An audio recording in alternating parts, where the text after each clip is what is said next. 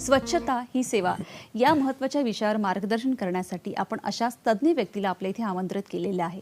आपल्याबरोबर आहेत डॉक्टर सुभाष दळवी. नमस्कार सर. नमस्कार. नमस्कार. हॅलो सह्याद्री कार्यक्रमात तुमचं मनापासून स्वागत. नमस्कार. डॉक्टर सुभाष दळवी हे विशेष कार्यकारी अधिकारी मुंबई महानगरपालिकेत कार्यरत आहेत. त्यांना पर्यावरण आणि शाश्वत घनकचरा व्यवस्थापन या विषयात डॉक्टर ऑफ टेक्नॉलॉजी सोबतच डीलिट ही मानाची पदवी मिळालेली आहे. महाराष्ट्र राज्याचे राज्य समन्वयक, स्वच्छ महाराष्ट्र मिशन आणि बृहन्मुंबई महानगरपालिकेच्या घनकचरा व्यवस्थापन आणि स्वच्छ भारत मिशन या झोपडपट्टी पुनर्विकास प्राधिकरण आणि धारावी पुनर्विकास प्रकल्प या विभागांचे ते विशेष कार्यकारी अधिकारी म्हणून त्यांनी काम बघितलेलं आहे. धारावी स्वच्छतेसाठी त्यांना भारत सरकारचा राष्ट्रीय युवा पुरस्कार देखील मिळालेला आहे. अनेक पुरस्कारांचे ते मानकरी आहेत. लोकसहभागातून घनकचरा व्यवस्थापन आणि मानवी वर्तणूकबद्दल या क्षेत्रातील त्यांचा 30 वर्षांहून अधिक असा अनुभव आहे. आज आपण त्यांच्याकडून आपणही स्वच्छता ही सेवा यामध्ये आपला सहभाग कशा पद्धतीने दाखवू शकतो आणि त्यासाठी काय काय करू शकतो या सगळ्यांविषयी जाणून घेणार आहोत. खूप चांगला असा आजचा विषय आहे. असं म्हणतात ना की स्वच्छता असली की आपल्या देशाची उन्नती किंवा राष्ट्राचा विकास आपोआप घडत असतो. 2 ऑक्टोबरला महात्मा गांधी यांची जयंती आहे, पण यावर्षी 1 ऑक्टोबरला काहीतरी विशेष कार्यक्रम होत आहे. प्रत्येकाच्या मोबाईलवर त्याचे SMS येत आहे, जनजागृती होत आहे. 1 तास श्रमदान ही काय संकल्पना आहे, काय सांगाल? पहिल्यांदा मी दूरदर्शनचे आभार व्यक्त करतो आणि त्याचबरोबर माननीय प्रधानमंत्री महोदयांचे सुद्धा आभार व्यक्त करतो की त्यांनी स्वच्छता ही सेवा हा कार्यक्रम त्यांनी अनाऊन्स केला आहे. आणि ह्या कार्यक्रमामधला महत्त्वाचा भाग जो आहे 1 तारीखला 1 तास श्रमदान हा साधा कार्यक्रम, म्हणजे 1 तारीख 1 घंटा श्रमदान. आणि हा कार्यक्रम संपूर्ण देशभरामध्ये आपण जर बघितलं असं तर प्रधानमंत्री महोदयांचं वाक्य आहे की त्यांनी असं म्हटलेलं आहे की 1 लाख जाग्यांवरती करोडो लोक एकत्र येणार आणि श्रमदान करणार. आणि त्याच्यामुळे ती एकजूट जी आहे लोकांची, ही भारत मातेची सेवा करण्याची जी एकजूट आहे ती याच्यातून दिसून येणार आहे. अशा पद्धतीचा तो चांगला संकल्प आहे. आता आपण जर बघितलं असेल तर स्वच्छता ही सेवा हा जो कार्यक्रम आहे हा भारत सरकारच्या वतीनं स्वच्छ भारत मिशनच्या वतीनं आपण बघितलं तर 15 सप्टेंबर पासून सुरू झाला आहे. तो पखवडा आहे संपूर्ण. आणि ह्या संपूर्ण कार्यक्रमामध्ये आपण जर बघितलं तर 2 ऑक्टोबरला गांधी जयंती आहे. तर 2 ऑक्टोबरच्या पूर्वी 1 तारीखला का घेतलंय तर 1 ऑक्टोबरला गांधीजींना ही स्वच्छांजली आहे. म्हणजे स्वच्छ शहर, स्वच्छ गाव, स्वच्छ देश आपण जे म्हणतो ना, हे सगळं आपण त्या गांधीजींच्या विचाराप्रमाणे आपण त्या दिवशी आपण आदल्या दिवशी आपण तयार करणार आहोत, ते सस्टेन करणार आहोत. लोकांच्या मनामध्ये हा एक बीच निर्माण करणार आहोत, एक असं काय सीड्स की हा देश माझा आहे आणि माझा देश स्वच्छ ठेवणं ही माझी जबाबदारी आहे. आणि त्याच्यासाठी म्हणून एकाच वेळी संपूर्ण 1 तासामध्ये ही वेव्ज निर्माण करण्याचा हा मोठा कार्यक्रम याच्यामध्ये हा घेतलेला आहे. खरंच खूप सुंदर सांगितलं सर की आदरांजली तर आपण त्यांना देणारच, पण ही स्वच्छांजली जी आहे की 1 ऑक्टोबरला 1 तास प्रत्येकाने फक्त माझं घर नाही तर माझा परिसर, माझ्या आजूबाजूचा सगळा परिसर, देश आणि हे सगळं स्वच्छ करायचं. खरंच खूप अभिनव ही अशी संकल्पना आणि योजना सुरू होत आहेत. सर खरं तर अनेक योजना तुमच्या सहकार्यातून सुरू झालेल्या, त्या सगळ्यांविषयी आपल्याला जाणून घ्यायचं आहे. पण काल गणपती विसर्जन झालं आणि मोठ्या प्रमाणावर जे निर्माल्य होतं ते निर्माल्य कलशाची संकल्पना ही तुमचीच आहे. कालच गणपती विसर्जन झाल्यामुळे त्याविषयी, त्या योजनेविषयी ऐकायला आम्हाला आवडेल. नाही, आपण जर बघितलं असेल तर लोकांची एक मानसिकता अशी, आपण जर बघितलं असेल तर घरातलं देवाला वाहिलेलं जे निर्माल्य आहे हे सगळं आपण म्हणतो जळीमध्ये टाकणं, म्हणजे जळी म्हणजे जे पाण्यामध्ये वाहणं सोडणं, असं एक मानसिकता सगळ्यांची आहे. पण मुंबई शहरामध्ये आपण जर बघितलं तर तलाव किंवा हे जे नदी नाले किंवा आपण जे समुद्र ह्या ठिकाणी मोठ्या प्रमाणात निर्माल्य टाकलं जायचं, वाहिलं जायचं आणि त्याच्यातून ते पुन्हा ते किनाऱ्यावरती यायचं. आणि आपण जर बघितलं असेल तर त्या निर्माल्यामुळे संपूर्ण प्रदूषण व्हायचं. तर अशा वेळी 97 साली एक कल्पना सुचली आणि त्या कल्पनेमध्ये असं म्हटलं की लोकांच्या भावनेचा आदर पण राखला गेला पाहिजे आणि त्याचबरोबर पर्यावरणाचं रक्षण पण व्हायला पाहिजे. आणि परत जे निर्माल्य आहे त्याचं खत निर्माण झालं तर खतापासून पुन्हा ते झाडाला जाईल, म्हणजे निसर्ग चक्र मेंटेन करता येईल. अशा प्रकारचा साधा सिंपल कन्सेप्ट आपण त्यावेळी पुढे घेतला. त्यावेळी आपलं SL वर्ल्ड आपल्याकडे आहे बोरिवलीला, तर त्यांनी आम्हाला त्यावेळी ते 4 निर्माल्य कलश स्पॉन्सर केले होते. आपण त्यांना डिझाईन दिली होती, कन्सेप्ट सांगितली होती आणि त्यांनी ती मान्य केली. आता ती निर्माल्य कलशाच्या नंतर लक्षात आलं की 10,000 मंडप मुंबई शहरामध्ये आहेत. तर 10,000 मंडपातून निर्माल्य जमा करायला पाहिजे. मग काय करता येईल, तर मुंबई महापालिकेच्या वतीनं टेम्पो सिस्टम तयार केली. प्रत्येक मंडपामध्ये 2-2 डस्टबिन त्यांना देण्यात आले वेट वेस्टसाठी ते. आणि त्यामुळे तो जो निर्माल्य असेल तो मंडपातून डायरेक्ट उचलला की डायरेक्ट तो गाडीमधून तो कलेक्शन निर्माल्य व्यवस्थापन स्पॉटला आला आणि मग त्या निर्माल्याचं सॉर्टिंग होतं आणि सॉर्टिंग करून झाल्यानंतर जो निर्माल्य म्हणजे ओला कचरा आपण म्हणजे ओला हे जे म्हणजे खत निर्माण होणारं जो मटेरियल आहे त्याचं खत गार्डनमध्ये कॉमन स्पेसमध्ये असं मुंबई शहरातल्या विविध ठिकाणी केलं जातं. आणि असा जो भाग आहे त्याच्यामुळे आता आपण 97 पासून आता बघितलं असेल तर ही चळवळ मुंबई शहर नाही तर संपूर्ण देशभरात आता संपूर्ण झालेली आहे. आणि ह्या कार्यक्रमाला चांगली म्हणजे लोकांचा रिस्पॉन्स ह्याच्यामध्ये चांगला मिळतो. गणपती समन्वय समिती असेल किंवा इतर गणपती मंडळ असेल यांनी चांगला आम्हाला त्याचा रिस्पॉन्स त्याच्यामध्ये आम्हाला दिला. अतिशय खरंच सुंदर संकल्पना आहे. कारण जसं तुम्ही सुरुवातीला सांगितले की आपल्याकडे नदी नाले किंवा जे बीच समुद्र असतात, बऱ्याचदा मानसिकता अशी असते की देवाला आपण जी फुलं वाहतो ती कचऱ्यात नाही टाकायची, पण तरी बऱ्याचदा असं व्हायचं आधी की पिशवी सकटच ती टाकली जायची. आणि आता हे निर्माल्य कलश ही योजना तुम्ही राबवली म्हणजे त्याच फुलांचं खत होऊन पुन्हा आपण निसर्गालाच त्याचा वापर करू शकतो. अतिशय बऱ्याच असं होतं की घरामध्ये सुद्धा आता ओला कचरा सुका कचरा हे सुद्धा सांगितलं जातं. तरी बरीच जनजागृती झालेली आहे, पण अजून काय करता येईल त्याच्यासाठी सुद्धा? नाही, पहिली गोष्ट म्हणजे मला असं म्हणायचं आहे ना की आज स्वच्छता ही सेवा पॉईंट ऑफ व्ह्यूने आपण विचार करताना पहिल्यांदा लोकांनी असं ठरवलं की मुंबई शहर, मी एक मुंबईचं उदाहरण तुम्हाला देतो. मुंबई शहरामध्ये दर दिवशी 6,000-6,500 मेट्रिक टन एवढा कचरा निर्माण होतो. तर मुंबई शहरातले डम्पिंग ग्राउंड फुल होत आलेले आहेत. मुंबई महापालिका शास्त्रोक्त पद्धतीने त्याची विल्हेवाट लावण्याचे प्रयत्न संपूर्ण करते. पण डम्पिंग ग्राउंडला जाणारा कचरा जर मला कमी केला तर काय होईल. आणि इथे मला स्वच्छता ही सेवामध्ये माझा सहभाग ह्या भारत मातेच्या ह्या कार्यक्रमामध्ये काय कसा देता येईल. तर मी काय करेल, सुका कचरा ओला कचरा वेगळा ठेवेन. मग सुका कचरा म्हणजे काय की जो कुजत नाही त्याला म्हणतो सुका कचरा. मग ओला कचरा म्हणजे काय, जो कुजतो त्याला ओला कचरा म्हणतो. म्हणजे हे एक साधा कन्सेप्ट आपण जर मनामध्ये ठेवला की मग ओला कचऱ्याचं खत निर्मिती, मी समजा माझ्या घरातला कचरा आहे, माझ्या घरात मी सुकाने ओला कचरा वेगळा करतो. माझ्या घरातला ओला कचरा त्याचं मी होम कंपोस्टिंग, माझ्या घरामध्ये आम्ही एक होम कंपोस्टिंग किट डेव्हलप केलेलं आहे. त्याच्यामध्ये बायो कंपोस्टिंगच्या म्हणजे बायोकल्चर म्हणजे that is colony of bacteria असं ते असतं, ते संपूर्ण त्याच्यामध्ये मिक्स करतो आणि मग त्याच्यातून मग ते प्रोसेस करतो आणि त्यामुळे घरातल्या ओल्या कचऱ्याचं खत निर्मिती होते. म्हणजे माझा कचरा आज जो काही 200-300 ग्रॅम ओला कचरा जो डम्पिंगला जाणार होता तो माझा ॲट सोर्स मी कमी केला आणि मग ते जे खत तयार होतं हे खत काय करतो मी, ते माझ्या घरी झाडं असतील किंवा माझ्या अंगणात झाडं असतील किंवा कुठे असतील तर त्यांना मी ते खत वापरतो. किंवा मी ज्यांना माझ्याकडे जास्त आलं तर मी माझे मित्र किंवा जो फ्रेंड सर्कल आहे त्यांना मी त्याचं खत नेऊन त्यांना देतो. सुका कचरा जो आहे आपण जर बघितलं असेल तर कचरा वेचक आपल्याकडे बऱ्याचशा प्रमाणामध्ये आपण फिरताना बघतो.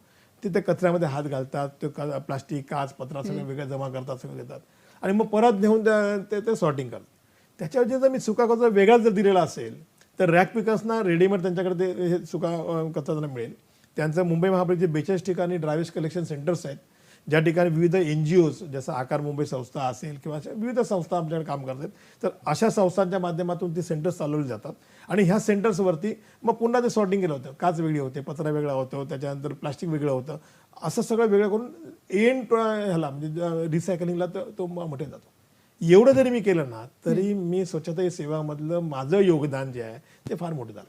आता ह्याच्यातला दुसरा भाग आहे म्हणजे माननीय प्रधानमंत्री महोदयांना जे अपेक्षित आहे किंवा स्वच्छ भारत मिशनला जे अपेक्षित आहे ती स्वच्छता ही सेवामध्ये काय करायला पाहिजे. तर जी सार्वजनिक ठिकाणं आहेत म्हणजे उदाहरणार्थ समजा रेल्वे ट्रॅक आहे तर रेल्वे ट्रॅकवरती स्वच्छता कॅम्पेन तिथे 1 तासामध्ये घेता येईल का. समजा आपण म्हणतो वॉटर बॉडीज आहेत म्हणजे तलावज आहेत किंवा आपल्या नदी आहेत किंवा नाले आहेत किंवा समुद्र बीचेस आहेत, ह्या ठिकाणी कॅम्पेन घेतलं संपूर्ण तर ते अपेक्षित आहे. किंवा डोंगरपट्टा आहे, डोंगरपट्ट्यावरती लोक पिकनिकला जातात, फिरायला जातात किंवा ट्रेकिंगला जातात, काही जग आहेत जाताना प्लास्टिक बिस्टिक टाकतात तर तिथे स्वच्छता होणं गरजेचं आहे. मार्केट प्लेसेस आहेत तिथे स्वच्छता होणं गरजेचं आहे. किंवा जे गार्बेज व्हर्नेबल पॉईंट्स आहेत ज्या ठिकाणी मोठ्या प्रमाणामध्ये कचरा सार्वजनिक ठिकाणी पडला जातो ते स्पॉट झिरो गार्बेज कसे करता येईल, काय करता येईल, अशा ठिकाणचे कॅम्पेन घेणं अपेक्षित. झोपडपट्ट्यात विशेष करून तर झोपडपट्ट्यामध्ये कचरा नाल्यामध्ये जाऊ नये, झोपडपट्टी परिसर स्वच्छ व्हायला पाहिजे, झोपडपट्टी परिसरातले रस्ते गल्ल्या बिल्ल्या सर्व ठिकाणी स्वच्छ दिली पाहिजेत. म्हणजे एक चांगलं हॅबिटॅट म्हणजे लोकांना राहण्यायोग्य अशा प्रकारचं वातावरण निर्माण करण्यासाठी लोकांनी पुढाकार घ्यायला पाहिजे. खरं अगदी खरं की त्याच्यामध्ये लोकसहभाग हा खूप महत्वाचा असतो. कारण बऱ्याचदा असं होतं की जसं पूर्वी आपलं एक माइंडसेट होतं की नाही माझं घर स्वच्छ झालं की स्वच्छता झाली, पण असं नाहीये. तर त्याच्याच बरोबरीने सगळा देश स्वच्छ होणं खूप गरजेचं आहे. जसं आता तुम्ही सांगितलं की एक एक गोष्ट त्याच्यामध्ये लोकसहभाग कसा असावा हे तर आपण बघणारच आहोत. पण कधी कधी असं होतं की आपले सोसायटी असतात की तिथे सुद्धा आपण ही स्वच्छता मोहीम कशी राबवू शकतो. तुम्हाला मी चांगलं एक उदाहरण देतो. आपल्याकडे म्हणजे मी आता विलेपार्ले इथे राहतो. अंधेरीमध्ये आम्ही ग्रीनफील्ड सोसायटी नावाची एक सोसायटी आहे. त्या सोसायटीमध्ये साधारण 400 450 तिथे लोक राहतात, म्हणजे फॅमिली राहतात. आणि त्यांचा जो कचरा आहे तो त्यांना मी तिथले सोसायटीचे सेक्रेटरी येते डॉक्टर राहुल चव्हाण म्हणून आहेत. त्यांना मी असं म्हटलं की डॉक्टर साहेब आपण आपल्या सोसायटीमध्ये झिरो गार्बेज मॉडेल आपण तयार करूया. म्हणजे कसं शक्य आहे? शक्य आहे, तुम्ही आम्हाला गाईड करा का? म्हटलं येस. मग त्यांना आम्ही काय केलं, कूपर हॉस्पिटलमध्ये आम्ही मॉडेल प्रोजेक्ट डेव्हलप केला होता मुंबई महापालिकेच्या वतीनं. आणि ज्या ठिकाणी Dalvi pattern smart compost system, म्हणजे त्याच्यामध्ये लोकांना कसं पाहिजे, एकदम स्वच्छ दिसलं पाहिजे वातावरण, म्हणजे तो ॲम्बियन्स चांगला दिसला पाहिजे त्या प्लांटचा वगैरे. त्या ठिकाणी माशा दिसता कामा नये, किडे दिसता कामा नये, उंदीर घुशी दिसता कामा नये, असं एक लोकांना अपेक्षित असतं. मग ते जेव्हा त्यांनी येऊन बघितलं की त्या ठिकाणी कचऱ्याचं खत निर्मिती होते, खत निर्मिती नंतर त्या खतापासून तिथे झाडं लावलेली आहेत, त्या ठिकाणी शेतीसारखं केलेलं आहे, तिथे फळबाग उभी केलेली आहे. आणि हे जेव्हा त्यांनी बघितलं की चांगलं बायोडायव्हर्सिटी चांगली झालेली आहे, ते इन्स्पायर झाले. आणि त्यांनी असं म्हटलं की येस आमच्या ग्रीनफील्ड सोसायटीमध्ये करूया. आणि मग ग्रीनफील्ड सोसायटीमध्ये हा प्लांट मी उभा केला. 400 घरांचा जो काही ओला कचरा यायचा त्या ओल्या कचऱ्याचं खत निर्मिती त्याच भागात तयार केली. त्याच्यानंतर जो सुका कचरा यायचा तो सुका कचरा आपण रिसायकलिंगला पाठवायला चालू केली. आज तुम्ही बघू शकता की ती सोसायटी जी आहे ही स्वच्छतेचं मॉडेल झालं आणि त्याला स्वच्छ भारत अभियानामध्ये पहिलं प्राइज मिळालं आहे. आपल्याला दुसरं एक उदाहरण आपल्याला देतो. आपल्याला झोपडपट्टी स्वच्छतेमध्ये आपण झोपडपट्ट्यामध्ये आपण जर बघितलं असेल तर आपण कांदिवली पश्चिम एरिया आहे. कांदिवली पश्चिम एरियामध्ये एक रगडापाडा नावाचा एक एरिया आहे, इराणीवाडी नावाचा एक एरिया आहे. कांदिवलीमध्ये आणखी एक तुमच्याकडे भाद्रनगर नावाचा एरिया. आपण तिन्ही विभाग जाऊन बघूया. ह्या भागामध्ये तिथल्या महिला एकत्र आल्यात. त्या महिलांनी एकत्र येऊन श्री आस्था महिला बचत गट नावाचा एक बचत गट चालू केला. त्या बचत गटाच्या माध्यमातून त्यांनी त्यात आपलीच वस्ती त्यांनी अडॉप्ट केली. आणि 2015 पासून त्यांनी तिथल्या लोकांना जागृती करत करत करत एवढा परिवर्तन आणलं की बिहेवियर चेंज कम्युनिकेशन काय असतं ते लोकांची मानसिकता बदलली. लहान मुलांमध्ये सुका कचरा ओला कचरा ही भावना निर्माण केली, काय असं काय नाही, तो कचऱ्याच्या डब्यात कचरा द्यायला पाहिजे हे त्यांनी शिकवलं. तो कचरा सकाळी 1 तासामध्येच त्यांनी द्यायला पाहिजे, म्हणजे उरलेली 24 तासापैकी 23 तास किंवा 22 तास परिसर स्वच्छ राहील ते त्यांनी शिकवलं. तिथली जी शौचालय जी आहेत ती शौचालय स्वतः श्री आस्था महिला बचत गट ते स्वतः ते स्वच्छ करतात, त्याचे कार्यकर्त्या माध्यमातून मॅनेजमेंट करतं संपूर्ण. आणि हे सगळे लोकसहभागाच्या माध्यमातून करतात. 20 रुपये दर महिन्याला लोकवर्गणी प्रत्येक घराकडून ते लोक घेतात आणि त्या माध्यमातून तो पूर्ण वस्ती स्वच्छ केली. आता नुसती वस्ती स्वच्छ केली नाही, शौचालय स्वच्छ केले नाही, तर त्या वस्तीतला कचरा सुद्धा त्याच भागामध्ये त्यांनी त्याचा कंपोस्ट प्लांट उभा केला. तिथे त्याचं कचऱ्याचं खत निर्मिती व्हायला लागली. आणि सुका कचरा जो होता तो तिथल्या जे रॅक पिकर्स असतात त्या रॅक पिकर्सला तिथे त्यांनी सॉर्टिंग करायला देतात. तिथे त्यांनी सॉर्टिंग करून त्यांना पाहिजे तेवढं ते घेतात. उरलेला जो मुंबई महापालिकेच्या ड्रायव्हर्स कलेक्शन सेंटरला जातो. आज आपण बघितलं तर रगडापाडा ही जी वस्ती आहे कांदिवली पश्चिम मधली, ही श्री आस्था महिला बचत गटाच्या माध्यमातून अत्यंत मॉडेल वस्ती म्हणून पूर्ण मुंबई शहरासाठी तयार झाली. म्हणजे याच्यामध्ये फक्त आपण असं म्हणू शकतो की लोकसहभाग हा खूप महत्वाचा आहे. आणि वेगवेगळ्या ठिकाणी ही स्वच्छतेसाठी लोकसहभाग कसा घेतला पाहिजे किंवा आपण काय सहभागी करून त्यात मदत केली पाहिजे या सगळ्यांविषयी आपण जाणून घेणार आहोत. स्वच्छता ही सेवा या विषयावर आपण चर्चा करत आहोत आणि आपल्याबरोबर आहेत डॉक्टर सुभाष दळवी. सर, कार्यक्रम पुढे न्यायचाच आहे पण त्यापूर्वी एक फोन आलेले, थोडा ते फोन घेऊया. आपल्याबरोबर आहेत रवींद्र कुडाळकर जळगाववरून. नमस्कार. हा नमस्कार. खरं तर आपण स्वच्छता अभियान अंतर्गत आज हा अगदी समर्पक कार्यक्रम ठेवलेला आहे. कारण 1 ऑक्टोबर पासून हे अभियान आम्ही देखील आमच्या जनशिक्षण संस्थान जळगाव या संस्थेमध्ये राबवणार आहोत. माझे 2 प्रश्न आहेत. खरं तर चॅरिटी बिगिन्स ॲट होम या विचाराप्रमाणे स्वच्छतेची सुरुवात आपण आपल्या घरापासूनच केली पाहिजे.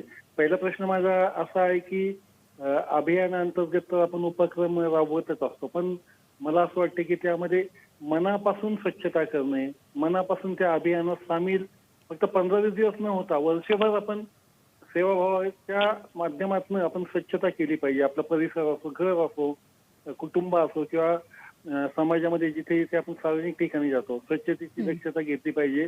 तर लादलेल्या एखाद्या अभियानापेक्षा आपण मनापासून त्यात सहभागी होऊन वर्षभर स्वच्छता मनापासून केली पाहिजे, याबद्दल काय केले जावं असं आपणास वाटतं? हा पहिला प्रश्न. दुसरा माझा असा प्रश्न आहे की इथे दाट लोकवस्ती आहे, झोपडपट्टी विभाग, कामगार वस्ती, तिथे छोट्या गल्ल्या असतात, छोटी घरं असतात. अशा ठिकाणी काय विशेष उपाययोजना नगरपालिकेने केली पाहिजे आणि लोकांनी आपला लोकसहभाग कसा दाखवला पाहिजे? धन्यवाद. नक्कीच धन्यवाद रवींद्रजी. त्यांचे जे 2 प्रश्न आहेत त्यातला पहिला जो प्रश्न आहे त्याचं उत्तर तर आपण देऊच, पण त्यांचा जो दुसरा प्रश्न आहे की जिथे दाट लोकवस्ती असते अशा ठिकाणी स्वच्छता करणं खरं तर खूप कठीण जातं.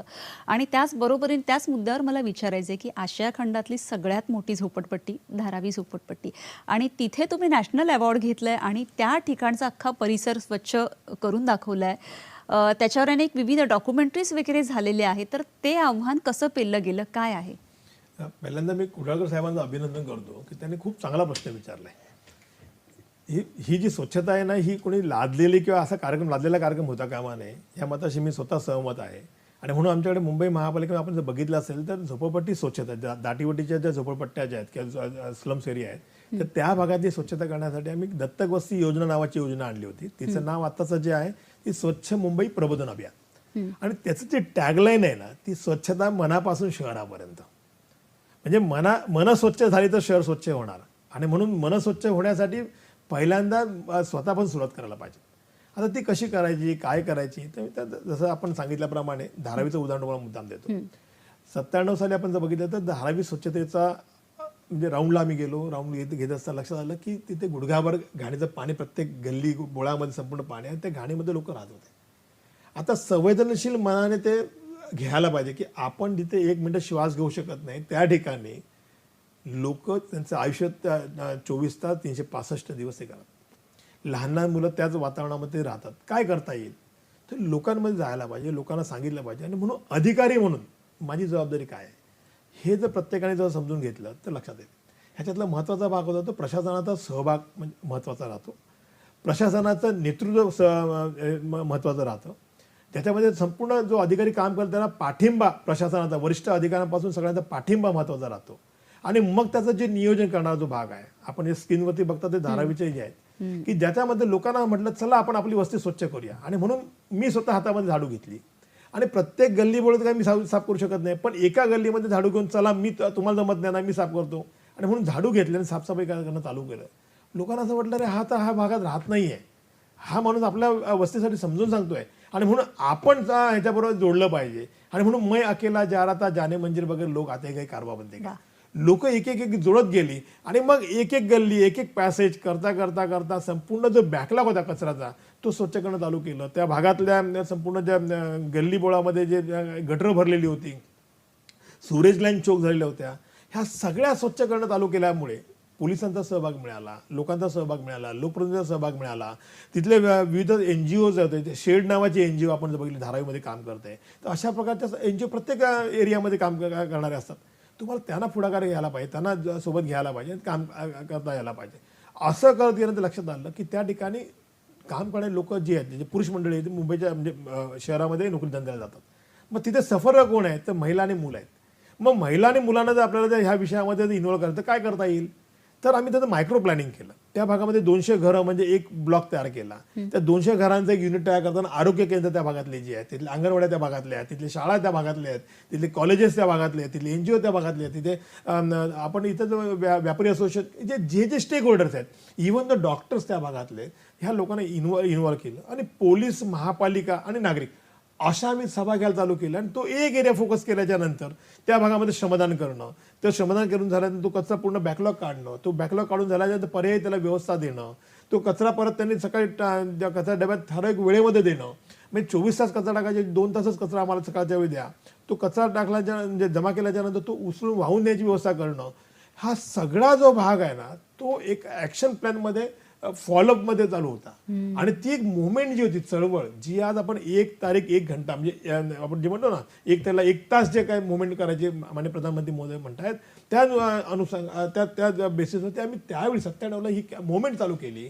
आणि ही जी मुवमेंट करत असताना लक्षात आलं की बरेचसे लोक आपल्यासोबत यायला लागलेत, पण जे 2-5% लोक जे आहेत मुद्दामून कचरा टाकत होते, मुद्दामून या कारवाईला या मुवमेंटला त्यांच्यावर दंडात्मक कारवाई करणं, त्यांच्यावर पोलीस कारवाई करणं, त्यांना समज देणं, त्यांना त्या प्रोसेसमध्ये प्रेमाने आणणं, ह्या सगळ्या गोष्टी साम दाम दंडभेद वापरून ह्या जेव्हा आम्ही काम चालू केलं. पण त्याच्यातली जी कमिटमेंट आहे ती अधिकाऱ्याची कमिटमेंट लागते, प्रशासनाची कमिटमेंट लागते, खरंय. की लोकांना पण वाटलं पाहिजे की दे आर मिनिट, म्हणजे त्यांना माहिती आहे हे करायचं आहे, त्यांनी मनावर घेतलेलं आहे. आणि जेव्हा लक्षात आलं लोकांच्या की प्रशासन आता पूर्ण उतरलेलं आहे, मनापासून उतरलेलं आहे, नुसतं फोटो सेशनसाठी काय उतरलेलं नाही आहे, किंवा नुसतं ते झाडू हातात घेऊन फोटो काढण्यासाठी उतरलेलं नाही आहे, किंवा नावापुरतं किंवा कारवाई करण्याचं उतरलं नाही. हे जेव्हा लोकांच्या लक्षात येतं ना, ते लोक तुमच्या बाजूने 100% उभे राहतात. हे धारावीने सिद्ध करून दाखवलं आहे. त्यामुळे धारावीचं आपण बघितलं असेल तर धारावीमधला पूर्ण रस्ते गल्ल्या जिथे गुडघ्याभर गाडीचं पाणी असायचं ते वस्ती स्वच्छ व्हायला लागलेत, ते रस्ते चकाचक दिसायला लागलेत. म्हणजे कागदात तुकडा असा पडला जरी ते लोक सांगायचे, ओ साहेब बघा तो कचरा टाकला त्यांनी, अमुक अमुक झाला. हा त्यातला महत्वाचा भाग होता. आणि दुकानदार आपण जर बघितलं असेल तर दुकानदारांनी प्रत्येकाने डबा ठेवला होता. म्हणजे त्यावेळी दुकानदारामध्ये 97ला लाल रंगाचा डबा ठेवला होता. का तर पर्यावरणाला हानिकारक कचरा, आता आपल्याला सुका कचऱ्यासाठी निळा डबा ठेवावा लागतो, पण त्यावेळी ह्या पद्धतीची कारवाई आम्ही केली होती. त्याचा इम्पॅक्ट चांगला आम्हाला. आणि या सगळ्या म्हणजे हे जे मायक्रो लेवलचं हे जे प्लॅनिंग केलं होतं आणि एवढा मोठा लोकांचा सहभाग आणि विशेष म्हणजे प्रशासनाचा सुद्धा ती फॉलोअप घेणं, ह्या सगळ्याला किती कालावधी लागला? 3 महिन्यामध्ये संपूर्ण धारावी स्वच्छ करण्याचा ऍक्शन प्लॅन जो आहे ना तो इम्प्लिमेंट झाला. कारण त्यावेळी 97 साली देशाच्या स्वातंत्र्याला 50 वर्ष पूर्ण झाली होती. आणि 50 वर्षामध्ये जर धारावी सगळी वस्ती स्वच्छ होऊ शकत नाही तर आपण काहीच करू शकत नाही. असा तो कन्सेप्ट एक मिशन मोडवरती आम्ही त्यावेळी त्याच्यामध्ये घेतला. ह्याचा महत्वाचा भाग जो होता ना तो तिथल्या शाळांच्या मुलांचा होता. म्हणजे शाळातले शिक्षक, शाळातले मुलांच्या माध्यमातून त्यांचे पालकांच्या माध्यमातून वस्तीमध्ये हा कॅम्पेन. दुसरा भाग जो होता की आमचे सफाई कर्मचारी, मुंबई महापालिका सफाई कर्मचारी सकाळी 6 वाजता ड्युटीवरती येतात बरोबर. त्यामुळे 6 वाजल्यापासून ते झोकून ते काम करायचे. म्हणजे तुम्हाला आश्चर्य वाटेल, म्हणजे अतिशयोक्ती बनवले कदाचित, तर मुंबई महापालिकेचे सफाई कर्मचारी अशा मिशनमध्ये काम करताना रात्री 12-12, 1-1 वाजेपर्यंत आमच्यासोबत काम करत होते. तिथले अधिकारी सुद्धा रात्री 2-2 वाजेपर्यंत ह्या संपूर्ण मुंबईमध्ये राऊंड घ्यायला आमच्यासोबत काम करत होते. तिथलं ट्रॅक्शन म्हणजे सकाळी आल्याच्या नंतर कचरा कुठे कुठे पडतो ते क्रॉनिक स्पॉट शोधणं, ह्याच्यासाठीचं काम जे आहे ते करून झाल्यानंतर त्याप्रमाणे कचरा जे वाहन व्यवस्था करणं, ह्याचं काम आमचे अधिकारी स्वतः प्रत्येकाला एरिया मॅपिंग करून दिला होता. अधिकाऱ्याची नियुक्ती करून दिली होती, कोणता अधिकारी काय करायला पाहिजे त्याचा कॉन्टॅक्ट नंबर दिला होता. आणि स्पेसिफिकली नोडल ऑफिसर म्हणून मी जेव्हा काम करतो, माझा नंबर प्रत्येक तिथल्या धारावीतल्या गल्ली बोळातल्या प्रत्येक कार्यकर्त्याकडे तिथल्या घरामध्ये नंबर दिला होता. गॅरंटी होती की तुम्ही तुमचा कचरा 24 तासामध्ये आम्ही उचलणार, फक्त तुम्ही काय करता मी काय करायचं ह्याची आखणी जी आहे ही आम्ही लोकांना करून दिली होती. ड्युटीज काय तुमच्या आणि रिस्पॉन्सिबिलिटीज काय, ह्या सगळ्या गोष्टी जेव्हा आपण सांगतो तेव्हा ऑटोमॅटिक आपला रिस्पॉन्स मिळतो. हा त्यातला महत्वाचा भाग मध्ये. आणि त्यातला आणखी एक महत्वाचं सांगतो, ह्या सगळ्या ह्याच्यामध्ये स्पिरिच्युअल लिडर्सचा रोल फार महत्वाचा होता. धारावीमध्ये आम्ही जे आपण बघितलं असेल तर मुस्लिम बहुल एरिया काही जो भाग होता तिथल्या मस्जिदमधून आम्ही सफाई आधा इमान आहे, सफाई निस इमान आहे, ह्या कॅम्पेनवरती संपूर्ण तक्रीर व्हायची. दिवसातून 5 वेळा अजान व्हायचे, अजान नंतर स्वच्छतेचा हा संदेश जायचा. मंदिर असायचे, मंदिराचे जे घंटानाद व्हायचा, पूजा अर्चा व्हायची, त्याच्यानंतर हा मेसेज जायचा. त्या ठिकाणी आपल्याकडे चर्च होती तर चर्चमध्ये रविवारी चर्चमध्ये हा मेसेज जायचा. म्हणजे अशा पद्धतीचं बुद्ध विहार होते, बुद्ध विहारमधून मेसेज जायचे, स्वच्छतेचे मेसेज जायचे. ही जी मोमेंट होती ती फार महत्वाची त्याच्यामध्ये होती. नक्कीच खरं, म्हणजे लोकसहभाग असेल तर काय नाही होऊ शकत हे आता सरांकडून आपण ऐकलं. ही चर्चाशीच पुढे चालू ठेवूया. एक फोन घेऊया. शिवानंद आपल्याशी बोलतायत कर्नाटकवरून. नमस्कार. नमस्कार शिवानंदजी, बोला. नमस्कार, तुमचा प्रश्न विचारा. नमस्कार. मला असं वाटतं काहीतरी तांत्रिक अडचण आहे. हा नमस्कार मॅडम.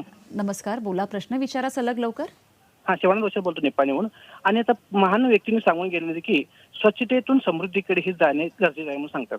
मग आपले महानगरपालिकेचे जे कर्मचारी वगैरे असतात त्यांनी प्रामाणिक स्वच्छतेने वगैरे कामगिरी करतात, पण तरी सुद्धा आपले काय हे नियम असते, आपण काय केलं पाहिजे म्हणजे ते गाव स्वच्छ होईल, आपलं घर स्वच्छ होईल आणि आपल्या जगाचं सगळं स्वच्छताप्रमाणे राहील.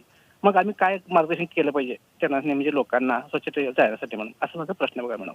नक्कीच, धन्यवाद शिवानंदजी. या प्रश्नाचं उत्तर आपण घेणारच आहोत, पण आता वेळ झाली एका छोट्याशा विश्रांतीची. बघत राहा हॅलो सह्याद्री.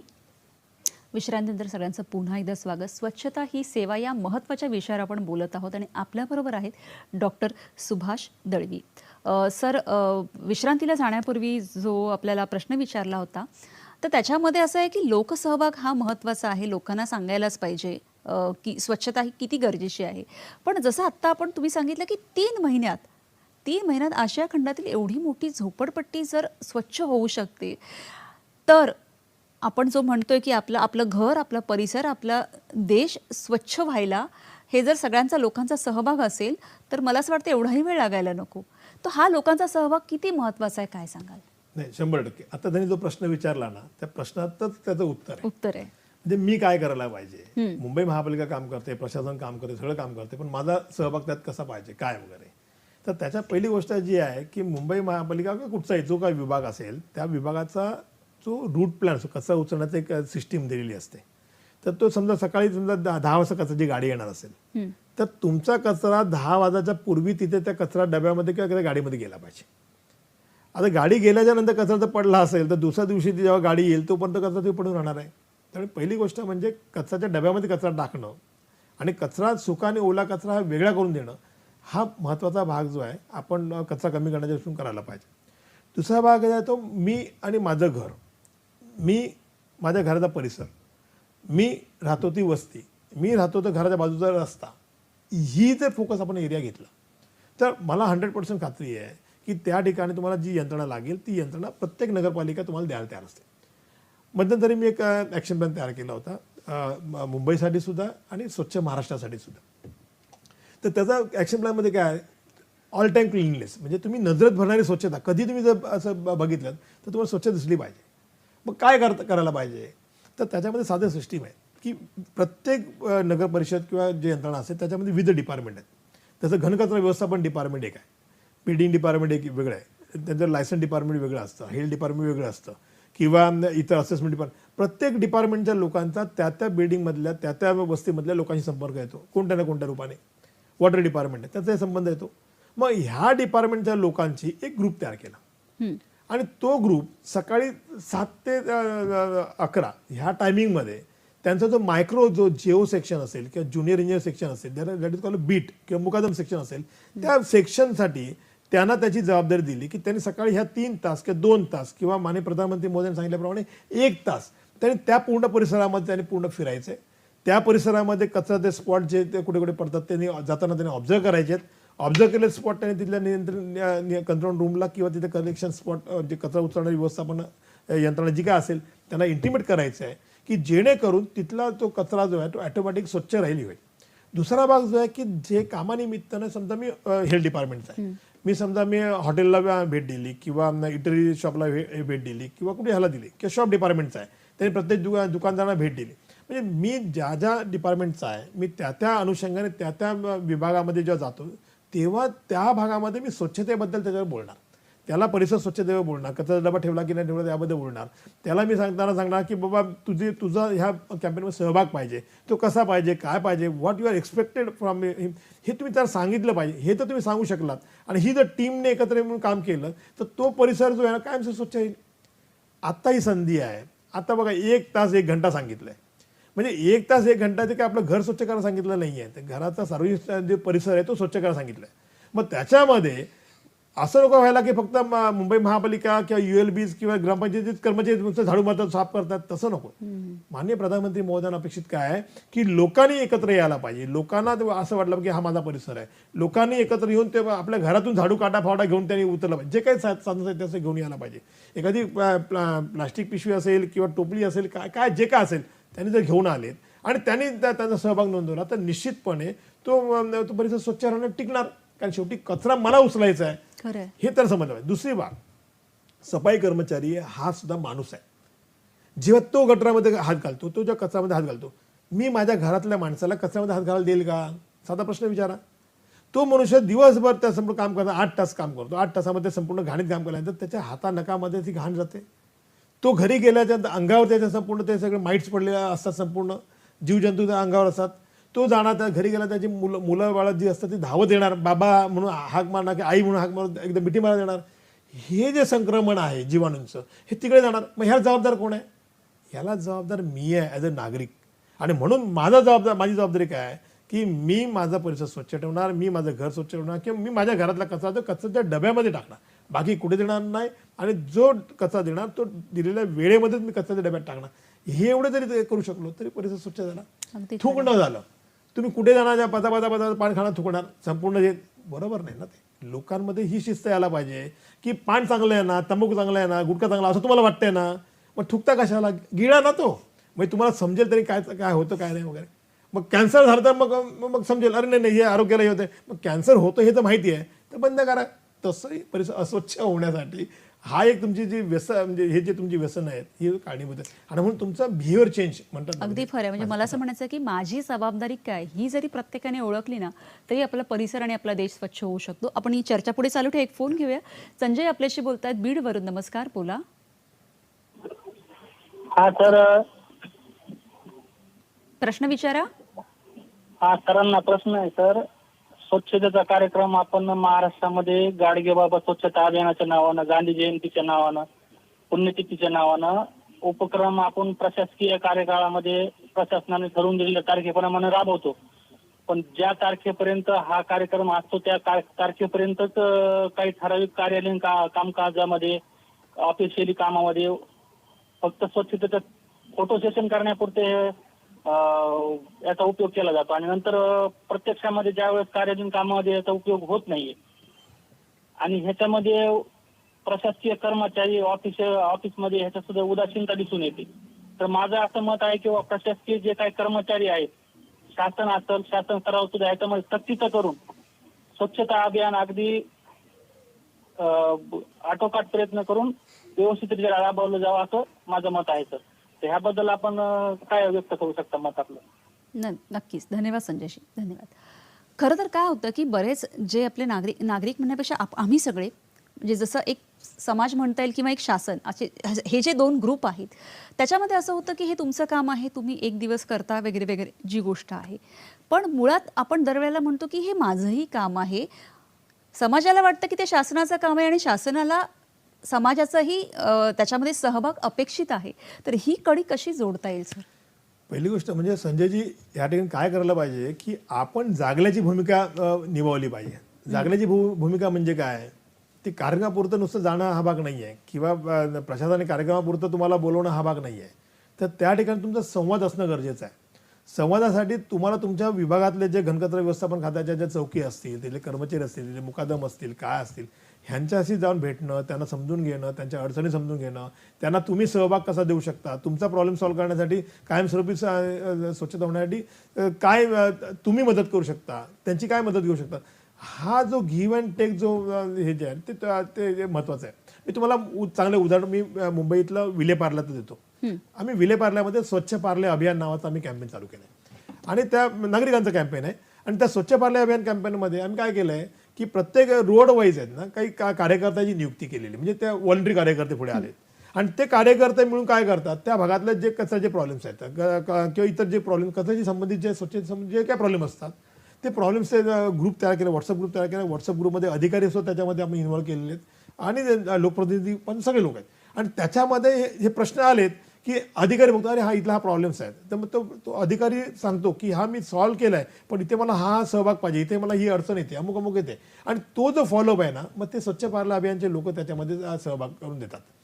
दुसरा भाग जो आहे की तिथे ट्रॅफिकचा प्रॉब्लेम येतो, त्यांना लक्षात येतो कचरा उचलताना पार्किंग असतं. मग पार्किंग काढण्यासाठी तो बिचारा कर्मचारी कुठे जाणार, प्रत्येक घराघरामध्ये तो ग्रुपवरती मेसेज टाकला की ताबडतोब प्रत्येक खाली उतरतो, आपापली गाडी बाजूला काढतो, काय करतो, ह्या गोष्टी तयार करतात.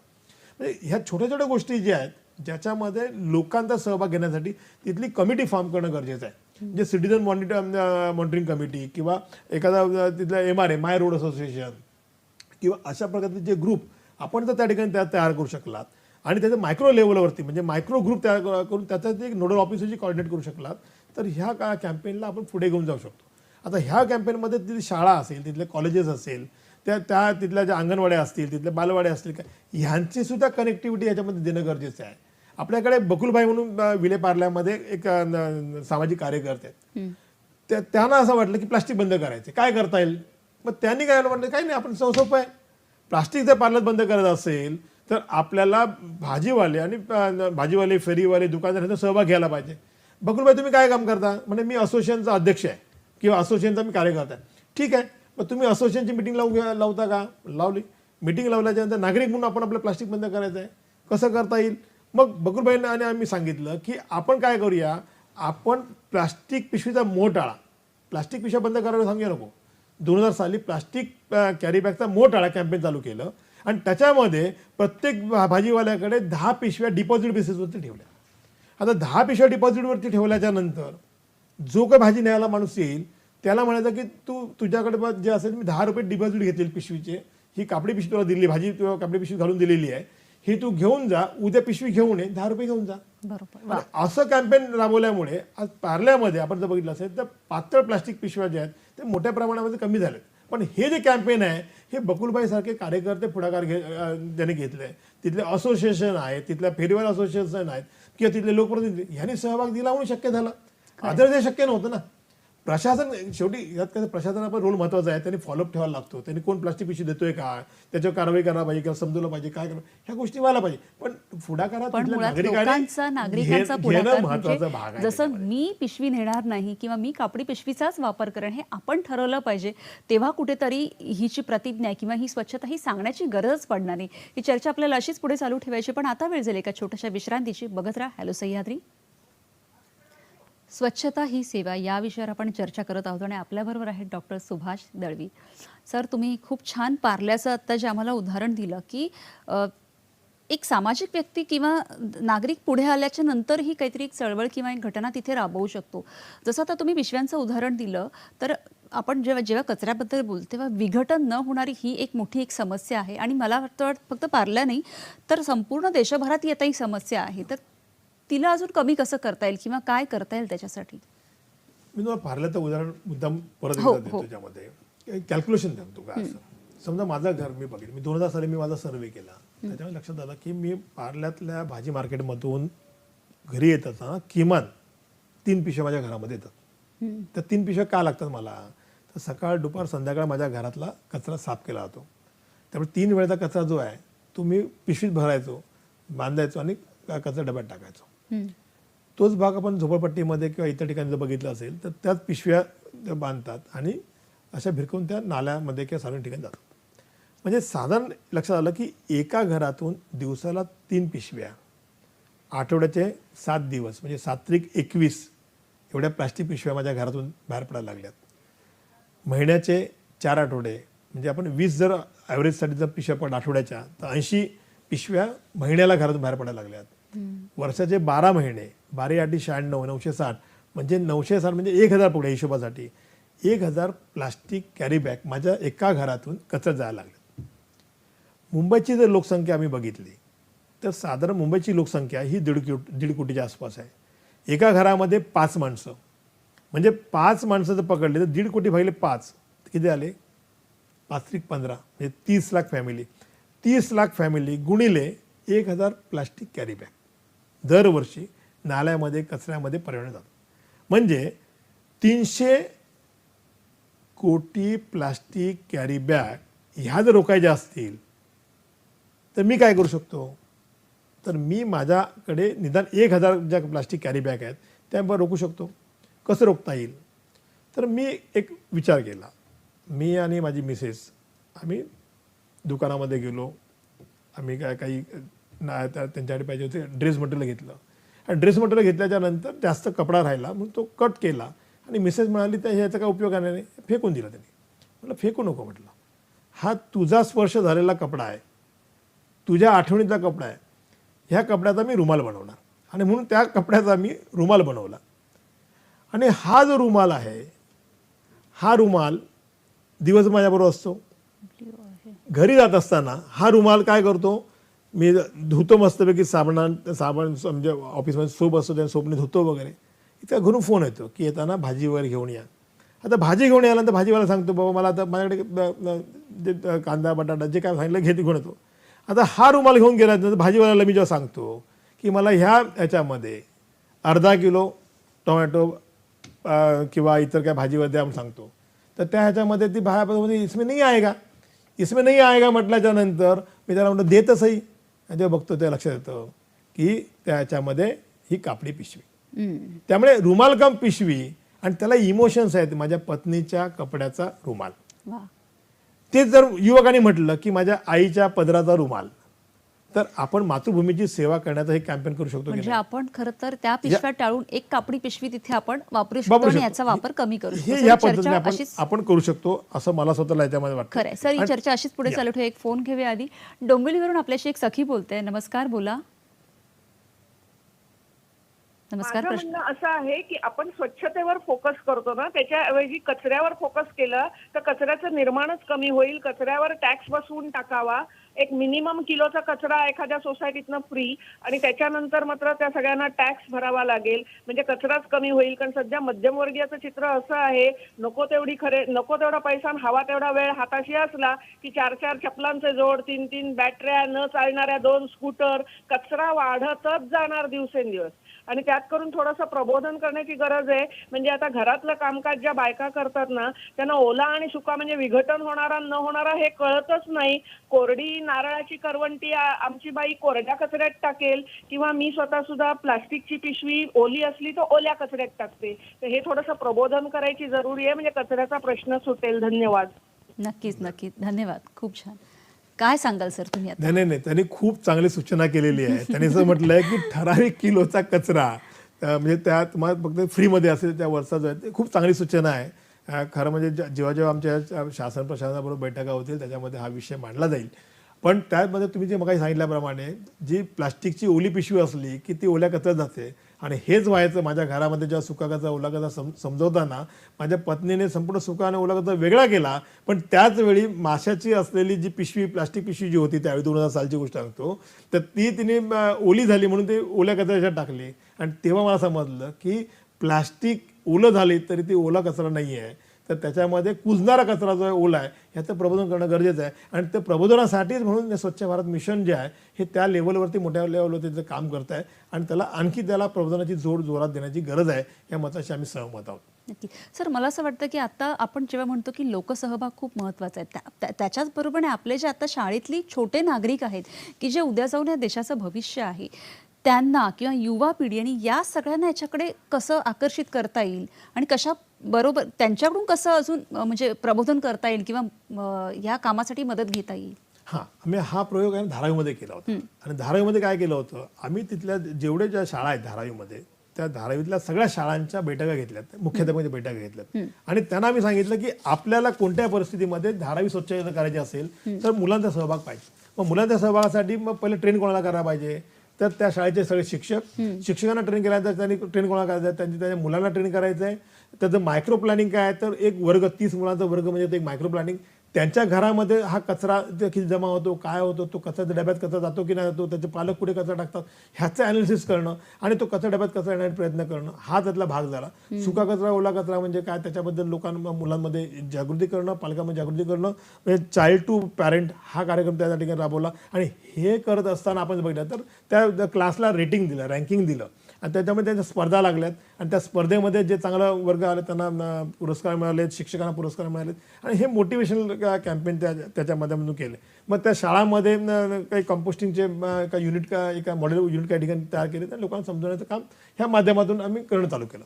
आपला दुसरा भाग त्याच्यातच एक हे म्हणजे आपण नेव्हीमध्ये इंडियन नेव्ही कॉलनी आहे आपल्याकडे, तर त्याच्यामध्ये सुद्धा आपण बघितलं असेल तर तिथल्या 12,000 फ्लॅटमधल्या लोकांना समजवण्यासाठी तिथल्या मुलांना आणि त्यांना एकत्र घेतलं. आणि आज बघितलं असेल तर इंडियन नेव्ही कुलाबाच्या कॉलनीमध्ये 12,000 घरामध्ये सुका कचरा ओला कचरा कॅम्पेन सक्सेस झालाय आणि तिथल्या 8,000 घरामधलं ओल्या कचऱ्याचं खत निर्मिती त्या ठिकाणी होते. Dalvi pattern smart compost system and organic farming ह्या पद्धतीने त्या ठिकाणी अगदी खरं आहे. म्हणजे मला असं म्हणायचं आहे की आपल्या याच्यामध्ये आपल्या स्वतःचा लोकांचा सहभाग जर आपण त्याच्यामध्ये केला तर स्वच्छता ठेवा ही सांगण्याची गरजच पडणार नाही. हा कार्यक्रम तुम्हाला कसा वाटला आम्हाला नक्की